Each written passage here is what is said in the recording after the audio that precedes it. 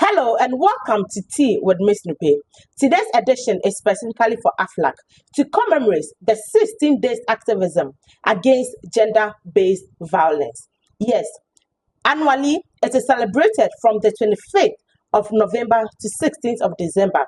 This is a global campaign to fight or challenge gender-based violence. Now, let's look at what gender-based violence is. Gender-based violence is the violation of a woman's rights, either physically or sexually, and sometimes even emotionally through several forms of manipulation. But mostly, the main discussion focuses on sexual and physical violence against women.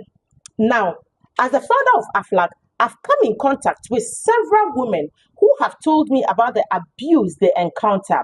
And today I'm here to share one or two of those stories, and then we can use that to kickstart the campaign against gender based violence. There was this lady who married, and there was so much love initially until at a time, she's a queer by the way, until at a time when she decided to pursue a degree in nursing. Her loving husband all of a sudden turned into a bitter man, all because of his ego. He felt the wife should not work, and that the wife wanting to work is the woman's way of challenging him. And that was a queer's crime. It became so severe that he started battering her to the extent that she did not stay. And that's a good thing about a queer story.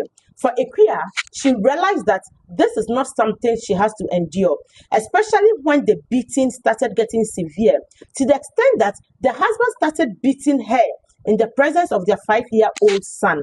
And that was when she decided to take the risk and leave the marriage. Yes, she left, and by the special grace of God, she was able to seek refuge. The police helped her. Legal Aid Commission came in and actually provided all the legal support that she needed free. And she was able to set herself aside and move from this abuse. Now, there was another lady. Other victim is called Lydia. For Lydia, the violence started even in their relationship, but she saw it as something that was her fault because she was made to believe that when a man abuses you, it's because you, the woman, you've done something wrong. So when she started seeking for empowerment in the marriage, the man thought that she was doing that to challenge his ego. So the man was against it. But truthfully, the only thing Lydia was doing was for her children's well-being. She kept saying that she wanted to empower herself and get better for her children. She had 3 children, and she wanted to do it for her children. So that was her motivation. However, the man did not see it as such. The man saw it as she wanting to challenge him. And that was when the abuse started. This is very similar to a queer's situation. I'm using this two because of the similarities. Now, unlike a queer, Lydia did not leave. When the abuse was getting intense, she did not leave. She still kept saying that she's going to do it for her children. She's going to do it for her children until one day the unfortunate happened. The husband hit her, and she was trying to retaliate by picking knife she had in the kitchen. She picked it because the altercation started in the kitchen. She picked the knife, trying to stop the man from the abuse. Unfortunately for her, the man snatched the knife and stabbed her about 18 times out of anger, and she died. Yes, unlike a queer, Lydia died. I heard these 2 stories. What do you think is the reason why Lydia still stayed in the marriage when the abuse was getting so much and she never reported to family? The reason is simple. In our part of the world, women have been orientated to think that without marriage, you are nothing. Without marriage, all of your successes or whatever, it's useless. And so women have been trained to endure every and anything in marriage. Regardless of the situation, a woman must stay to make it better. And we see this manifest even in relationships. When a man has not even married you, we see women endure all forms of abuse because they want to stay in a relationship, or they see it as a form of love. That if a man beats you, it means he loves you. This is wrong. And for me, this is where we need to come to. and get people to move away from this archaic and colloquial mindset. We need to move away from it and let women know that marriage is a divine institution. It is good. It is beautiful. However, do not choose marriage over your life, because even God, who instituted marriage, is against violence, any form of violence in marriage. So why would you sit and choose marriage over violence that could lead to your death? Now, the children Lydia was doing it for, Lydia now died and left the children behind. Who is going to care for these children as much as Lydia would have? Gender-based violence is a critical issue that needs all hands on deck. Both genders should come together to fight this.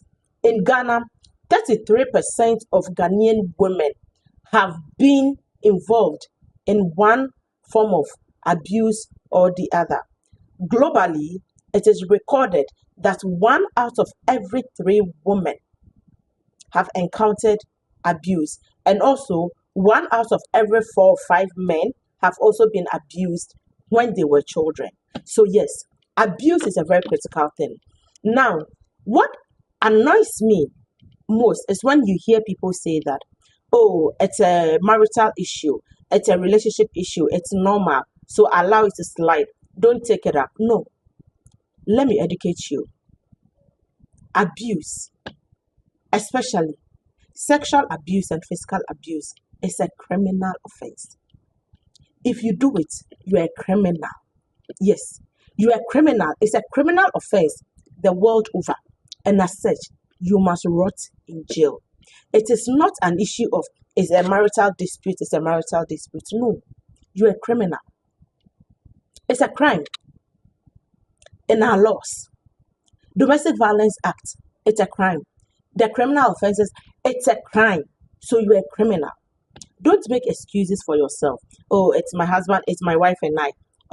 It's my fiancé and I. No, it makes you a criminal, and you must be treated as a criminal. In this 16 days and beyond, let's do more. We've been doing more already, but we can do more. So I'm calling on all of you, queen mothers, kings, opinion leaders, community leaders, women leaders, men leaders. Let's hold perpetrators accountable. Yes, let's not make excuses for perpetrators, and let's listen to victims when they come with complaints and give them the needed help before it's too late. I don't think we want to keep losing women to domestic violence. It is bad. We need women in the society to raise children in the best way possible that the children can grow to be. Children living without mothers is terrible, and it has a serious repercussion on the children and society at large. Let's do more and let's do better. Together, we can make greater impact. I'll end this by saying that Legal Aid Commission is there to give you help. AFLAC is there to provide help. Next Rights. We have so many organizations. DOFSU, that is the state-mandated institution that takes care of such issues. Please, let's all come together, do well and do better. Call on people when you need the help. If one person does not listen to you, move to another person. Keep seeking for help until you get the help that you require. Please make a great impact in these 16 days. Until then, stay fair, stay violence free, and seek justice when need be. Let's call perpetrators accountable at all times. Please stay well, stay safe, and protect yourself for your own self and for your children and for the society. Take care and have a great day. Bye.